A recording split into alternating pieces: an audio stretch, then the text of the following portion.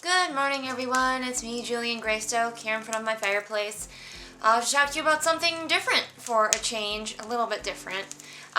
You probably noticed that my voice is not great because I was talking pretty much straight for the past 2 days, doing the thing that we're going to talk about today. Yeah! And also, I apologize if I look kind of frumpy because I'm sleep deprived. All good things. So the reason I was talking for 2 days straight is because I was GMing a weekend-long roleplay that I created with the help of my husband. And I was the main GM and he was the secondary GM. We've been doing one of these per year for the past, I think, 5 years. And it's been pretty successful and we've had a lot of enjoyment, and I feel like this weekend's was one of our better ones, so I wanted to talk to you all about running how I GM and running an RP, more specifically, what I would call a bottle RP, which is a smaller one that's meant to be run in the space of a weekend.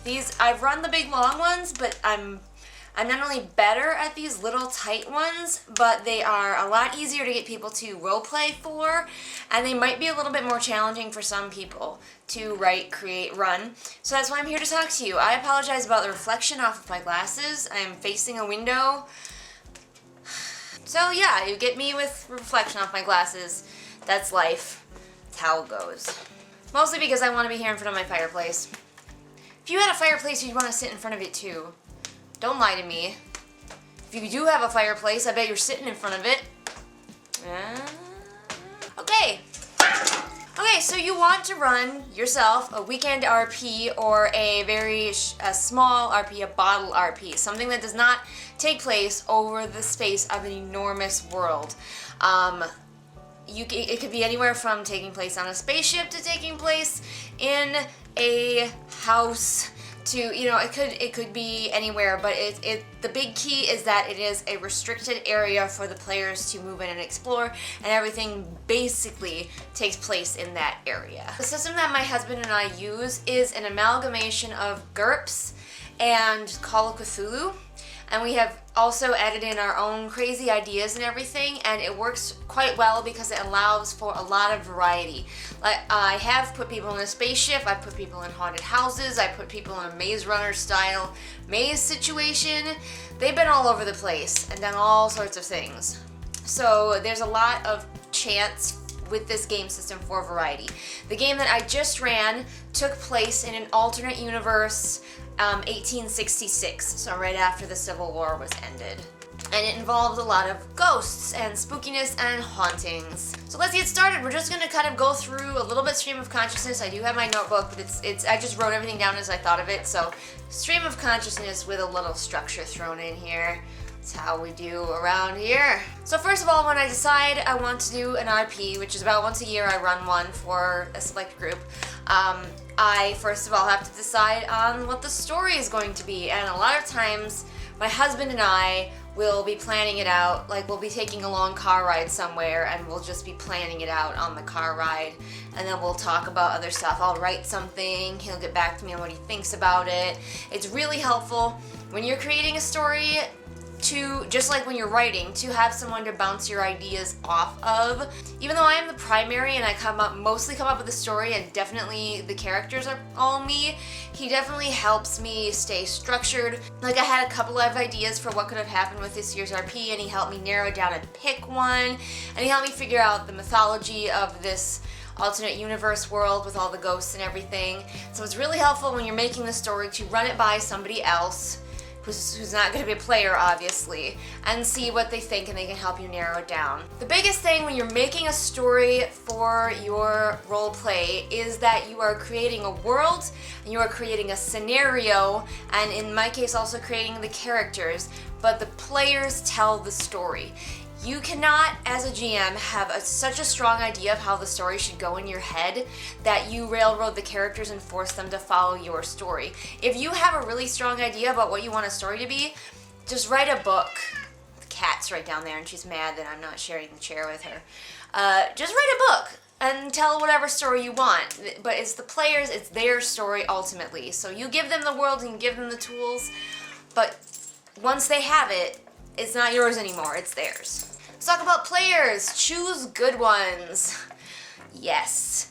We do an invite-only system, not to be like exclusive and be like clicky and exclude people, but we know we can only have so many players, and we want to make sure that it's people that will mesh well together, that will not have personality conflicts, that we know will really enjoy this type of role play, because we do very role play heavy. We're here to roll dice, but tangentially to the role-playing aspect. So we want to pick people that we know are going to fit. If you're doing something especially like this where it's a weekend and people are going to essentially be trapped in a house with you and each other, you're definitely going to want people who are going to mesh. This time we actually had 2 new players who had not really role-played at all before, but we knew that their personalities were going to be great with the group.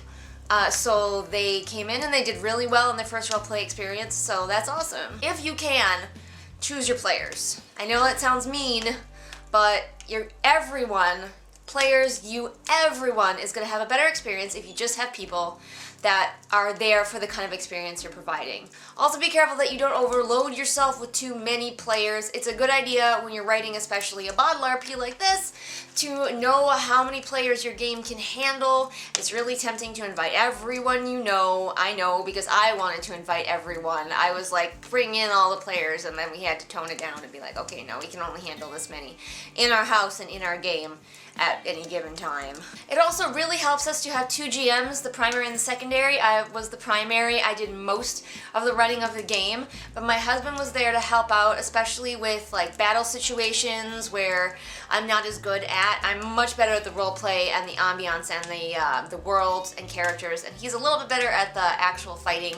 So when there was fighting, he could sometimes step in. Also, it's great to have 2 GMs because if you get to a situation where the players want to split off, you don't have to have one group of players waiting until the other group is done. I could say, everybody going over here, follow my husband into the kitchen and he will roleplay with you in there. Everybody going to this place, stay in here with me and we'll roleplay in here.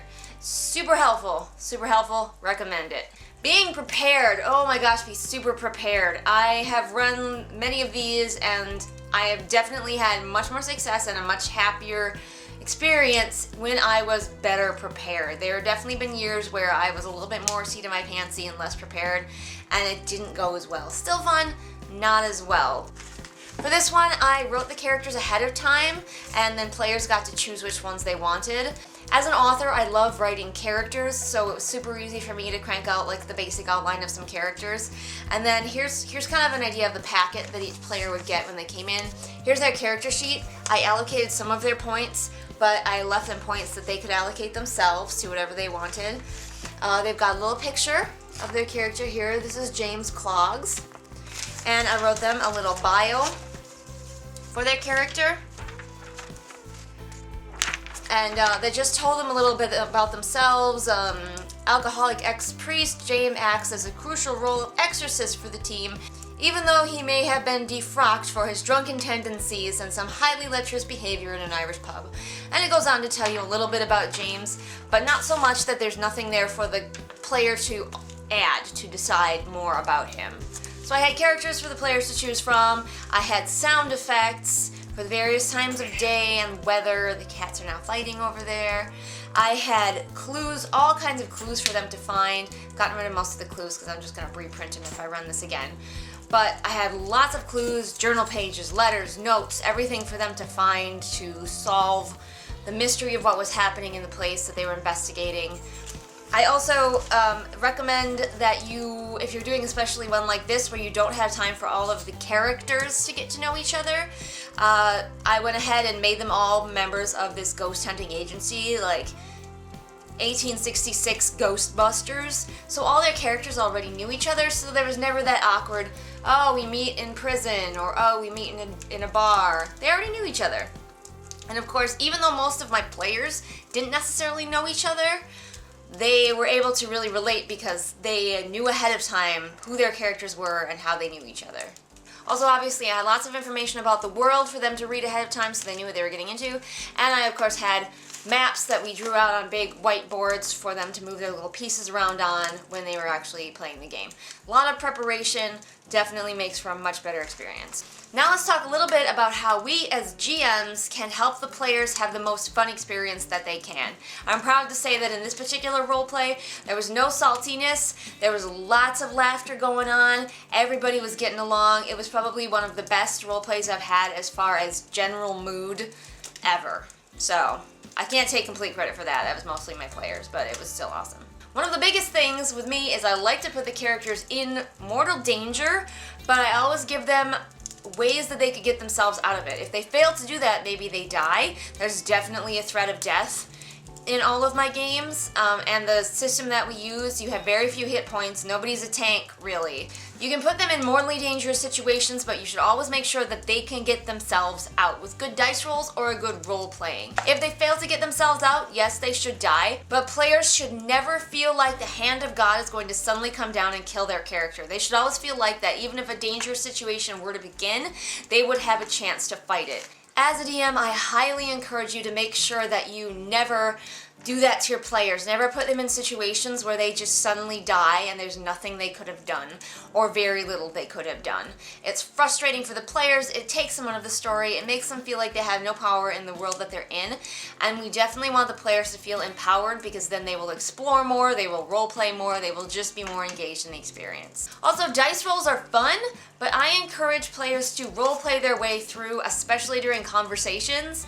We had a great conversation where I was, as the GM, was role-playing a man in a bar, and one of our players, who is a man himself, was role-playing a woman trying to flirt with me. It was hilarious and awesome, and there was no dice rolling. He didn't roll for flirt or seduce or anything like that. He had to flirt with this person real time. There we go. And I really encourage that. Dice rolls is the last resort, especially in situations where roleplay could be used. Same with puzzle solving. If they can solve the puzzle themselves using their brains, no dice rolls. Solve it yourself. When there are battle scenes, I encourage the players to stand up and almost act out what they're doing so you have a better idea of what's going on. You know, a lot of stuff can happen, and it's a lot easier to visualize if players can stand up and act out what their character is doing. Make sure that you reward investigation, but also keep your players on track. Let them get off track a little bit and have a little fun, but then you always gotta steer them back to what they're doing. But you don't want to steer them too hard, because then they feel like, again, they're not engaged, and you want them to be engaged.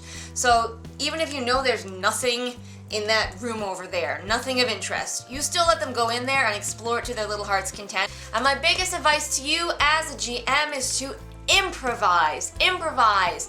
Have everything planned out about your world, characters if you need to, that sort of thing. But improvisation is going to be your friend because you never know what the players are going to do. And the last thing in the world that you ever want to do as a GM is when they tell you what they're doing, you say, no, you can't do that because it doesn't fit with the story that you have laid down.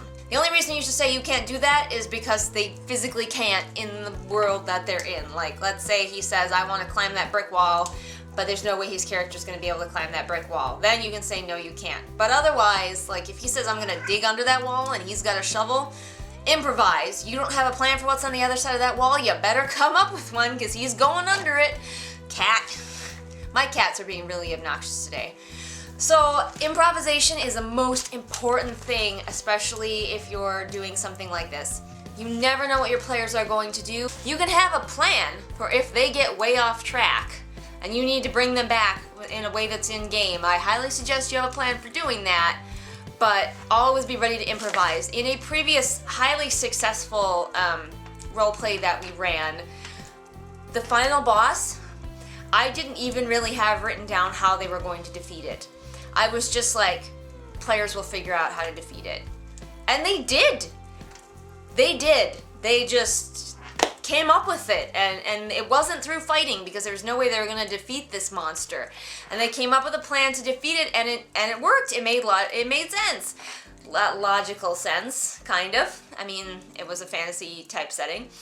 So yes, if you are running an RP, the biggest key points I would say are definitely remember that you're there for the players to have a good time, not for you necessarily to show off your story. If you want to do that, write a book. It's a perfectly reasonable way to do it. and be ready to improvise because you never know what they're gonna do.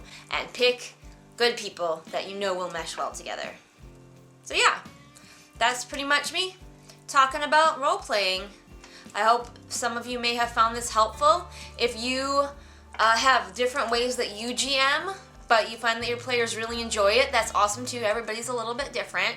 Feel free to comment below and let me know how you GM, what you enjoy most about role-playing, what you enjoy most about GMing. Comment anything. What is your favorite ice cream flavor? Comment that too. Alright, I'll see you guys later. Maybe I'll actually do a book review this time. Maybe. Could happen. Anything could happen. Because I improvise.